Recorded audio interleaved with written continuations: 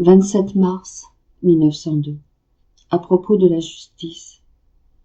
Me trouvant hors de mon corps, je me suis mise à la recherche de mon très doux Jésus, et pendant que je me déplaçais, je l'ai aperçu dans les bras de la Reine-Mère. Comme il était fatigué. Pleine de hardiesse, je l'ai presque arraché les bras de sa maman, et je l'ai pris dans mes bras en lui disant « Mon amour, c'est cela ta promesse de ne pas m'abandonner, alors que dans les jours passés, tu es venu très peu, ou même pas du tout. » Il me répondit « Ma fille, j'étais avec toi, sauf que tu ne m'as pas vu clairement. D'ailleurs, si tes désirs avaient été assez ardents pour pouvoir brûler le voile qui t'empêchait de me voir, tu m'aurais certainement vu. » Ensuite, comme pour me faire une exhortation, il ajouta « Non seulement tu dois être droite, mais aussi juste. Entre dans la justice pour m'aimer, me louer, me glorifier, me rendre grâce, me bénir, me faire des réparations, m'adorer, non seulement pour toi-même, mais pour toutes les autres créatures. Ce sont les redevances de la justice que j'exige de chaque créature et qui me reviennent en tant que créateur. Celui qui me refuse une seule de ces choses ne peut pas se dire juste. Pense donc à accomplir ton devoir de justice. Dans la justice, tu trouveras le commencement et l'aboutissement de la sainteté.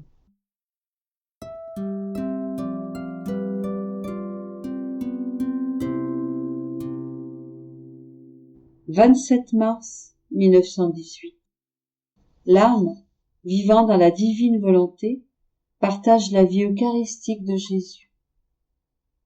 Je me plaignais à Jésus de ne même pas pouvoir assister à la Sainte Messe. Il me dit, « Ma fille, qui donc effectue le divin sacrifice? N'est-ce pas moi? Lorsque je suis sacrifiée à la messe, l'âme qui vit dans ma volonté est sacrifiée avec moi. Pas seulement à une messe, mais à toutes les messes. Elle est consacrée avec moi dans toutes les hosties. Ne quitte jamais ma volonté, et je te ferai aller partout où tu voudras. Il passera un tel courant de communication entre toi et moi, que tu ne feras aucune action sans moi, et que je ne ferai aucune action sans toi. Par conséquent, quand il te manque quelque chose, entre dans ma volonté, et tu trouveras rapidement ce que tu veux. Autant de messes, de communion et d'amour que tu veux.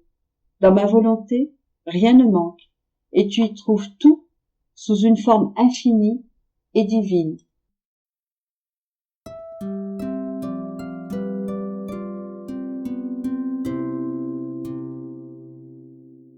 27 mars 1923.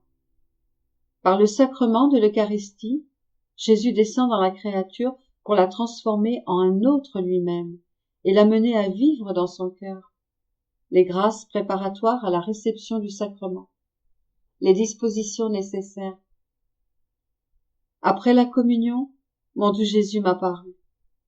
Dès que je le vis, je me précipitai à ses pieds pour les embrasser. Il me dit, « Ma fille, viens dans mes bras, et même dans mon cœur. Je me cache dans l'Eucharistie pour ne pas susciter la crainte. Ce sacrement me plonge dans l'abîme le plus profond de l'humiliation pour élever la créature jusqu'à moi, afin qu'elle devienne une avec moi, que mon sang sacramentel coule dans ses veines, que je devienne la vie de chacun des battements de son cœur, de chacune de ses pensées et de tout son être. Mon amour me consume et veut que la créature soit consumée dans ses flammes, afin qu'elle renaisse comme un autre moi-même. J'ai voulu me cacher dans l'Eucharistie pour entrer dans la créature et procéder à cette transformation. Pour que cette transformation s'opère, toutefois, des dispositions appropriées de l'âme sont nécessaires.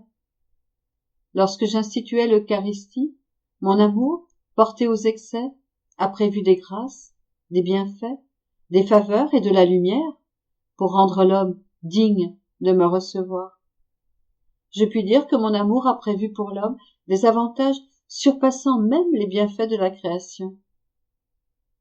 J'ai voulu accorder à l'homme les grâces nécessaires pour qu'il puisse dignement me recevoir et profiter abondamment des fruits de ce sacrement. Mais pour qu'il puisse recevoir ces grâces, il doit se vider de lui-même, avoir la haine du péché et le désir de me recevoir. mes cadeaux ne descendent pas dans la pourriture ou la boue. Si l'âme n'a pas les bonnes dispositions pour me recevoir, je ne trouve pas en elle l'espace vide où déverser ma vie. Tout se passe comme si j'étais mort pour elle, et elle pour moi. Je brûle, mais elle ne sent pas mes flammes. Je suis lumière, mais elle reste aveugle. Hélas, que de douleurs je trouve dans ma vie sacramentelle. Un grand nombre d'âmes, manquant des dispositions requises, ne tirent aucun bénéfice de ce sacrement et finissent par me donner la nausée. Si elles persistent à me recevoir de cette façon, il en résulte pour moi une continuation du calvaire et pour elles la damnation éternelle. Si ce n'est pas l'amour qui les incite à me recevoir, c'est une insulte de plus qui m'assaille et un péché de plus sur leur conscience. Prie et fais réparation pour les nombreux abus et sacrilèges commis dans ce sacrement.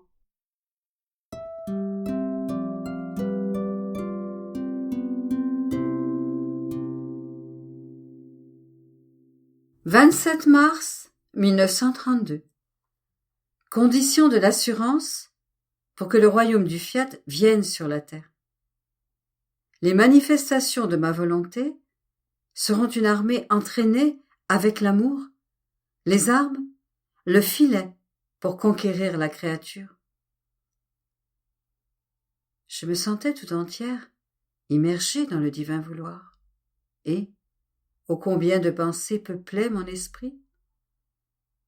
Sa lumière formait des vagues qui se succédaient et se convertissaient en voix, en murmures et en musique céleste, mais comme il est difficile de retenir le langage de cette interminable lumière. Lorsque l'on est en elle, il semble que l'on comprenne beaucoup, mais dès qu'elle se retire, il ne reste que des gouttelettes, et le doux et inoubliable souvenir d'avoir été dans la lumière du fiat éternel. Si le bienheureux Jésus ne faisait pas le miracle de s'abaisser pour s'adapter à la nature humaine, je n'aurais rien eu à dire. Mais j'avais en esprit l'image du royaume de la divine volonté, et je voulais que Jésus me dise quelles étaient ses conditions pour être certaine de sa venue. Et mon céleste maître visita sa petite nouveau-née de son vouloir, et il me dit : « Ma bienheureuse fille, les conditions absolues, nécessaires et de la plus haute importance qui forment la vie et la nourriture pour assurer le royaume de ma divine volonté sont de demander de la créature les degrés et la continuité d'un long sacrifice. C'est pourquoi notre bonté, en vertu du sacrifice qu'elle demande, doit accorder à celle à qui elle demande ce sacrifice des grâces surprenantes, de telle sorte qu'à cette créature fascinée par mon amour, par mes dons et par mes grâces, il lui semblera que ce sacrifice n'est rien, bien qu'elle sache que sa vie est finie et qu'elle n'aura plus aucun droit sur elle-même. Tous les droits appartiendront à celui qui lui demande ce sacrifice. Si elle ne connaissait pas toute l'intensité du sacrifice qu'elle accepte, il n'aurait pas toute sa valeur, parce que plus elle connaît la grandeur et le poids du sacrifice, plus il acquiert du prix. La connaissance détermine la valeur exacte et complète du sacrifice. Mais pour celle qui ne connaît pas le poids d'un sacrifice, oh, combien cela diminue la valeur, la grâce, le bien que l'on devrait obtenir. Et notre amour reste blessé. Notre pouvoir se sent impuissant devant une créature à qui nous demandons de grands sacrifices, lui faisant connaître le poids auquel elle devrait se soumettre, et qui accepte tout uniquement par amour pour nous, et afin d'accomplir notre volonté.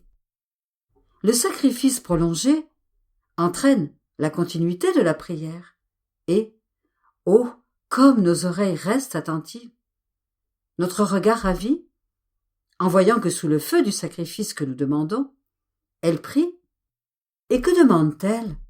Ce que nous voulons? Que notre volonté soit faite, sur la terre comme au ciel? Ah! Si elle le pouvait, elle mettrait sans dessus dessous, la terre et le ciel. Elle voudrait tout avoir en son pouvoir, afin de faire en sorte que tous demandent ce qu'elle veut, pour que son sacrifice atteigne son but et apporte les fruits voulus par Dieu. Notre bonté paternelle est telle qu'il nous est impossible de ne pas accorder la demande d'un long sacrifice et d'une prière continue. Telles sont les conditions de la part des créatures. Et c'est ce que nous avons fait avec toi. Et nous voulons que tu le saches. Parce que nous ne donnons pas ces choses à des aveugles, qui, à cause de leur cécité, ne connaissent pas les biens, et on ne les leur donne pas, et moins encore aux muets, car, dans leur mutisme, ils n'ont pas les mots pour manifester nos vérités et nos grâces. La première chose que nous donnons est la connaissance de ce que nous voulons faire avec elles. Et nous donnons et nous faisons alors ce que nous avons disposé. On peut appeler connaissance le commencement, le vide, la semence où placer le sacrifice, nos choses, et où faire naître la belle prière qui nous affaiblit, nous lie avec des chaînes, des liens inséparables, et fait que nous nous rendons à ce qu'elle veut. Plus encore, notre volonté est en vie et travail, qui donne vie à tous et à toutes choses, afin de venir régner sur la terre, exige, de la part de la famille humaine, la vie d'une créature à sa disposition, et que, sans s'y opposer, cette créature reste sous l'autorité de sa divine volonté, qui pourra faire de cette vie ce qu'elle veut. De la part des créatures, cela lui servira de lieu et de condition pour assurer son royaume. Viennent ensuite les conditions de la part de Dieu. Mais à qui peut-il les poser, sinon à la créature à qui il a demandé les sacrifices?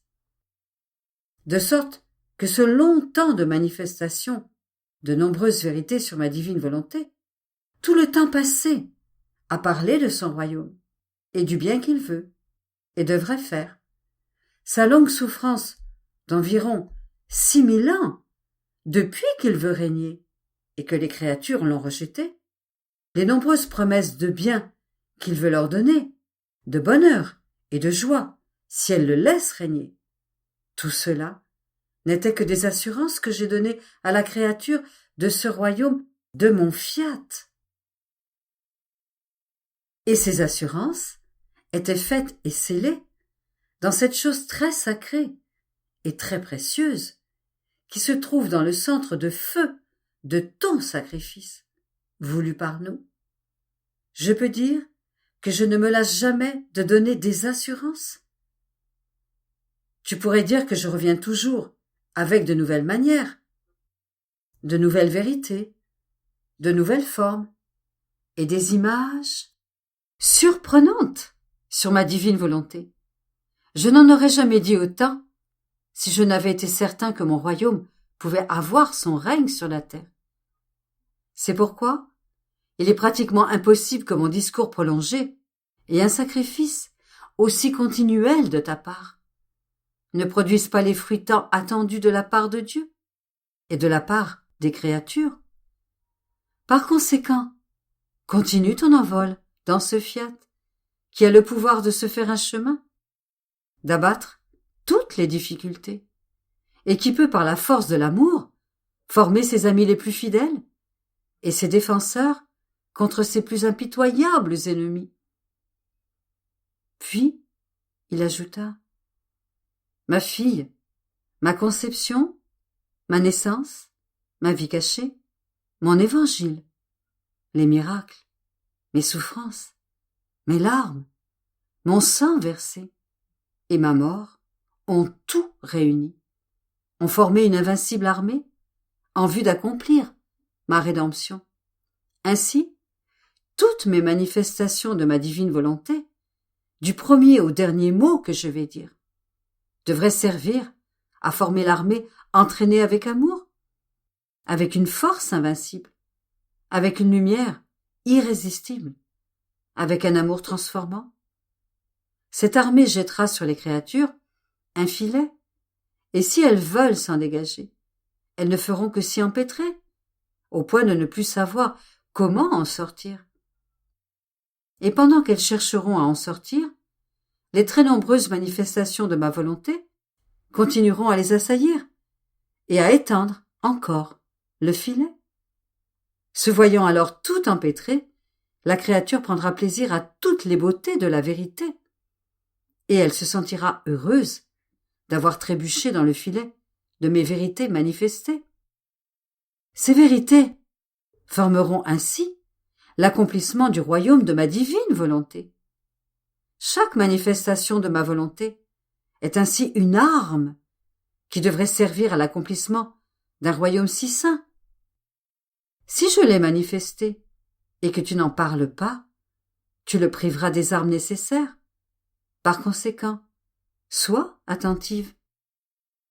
Tu dois de plus savoir que toute parole qui sort de la sagesse incréée contient vie, substance, œuvre et enseignement, de sorte que chaque vérité manifestée sur notre divine volonté aura dans notre royaume sa propre fonction.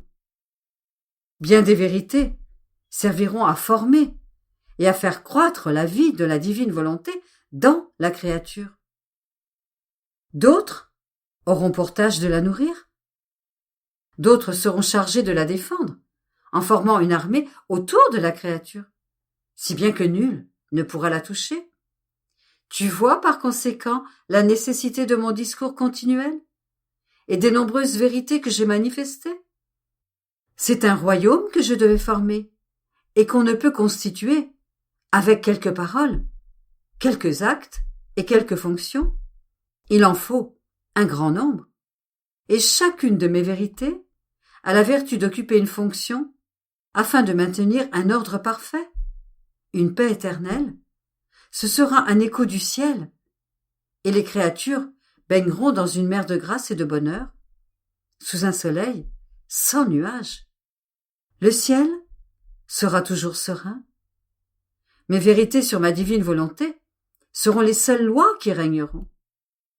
Car les créatures qui entreront pour vivre sous les lois de ce royaume, non d'oppression, mais d'amour, des lois qui se feront doucement aimer, parce que les créatures trouveront en elles la force, l'harmonie, le bonheur et l'abondance de tous les biens.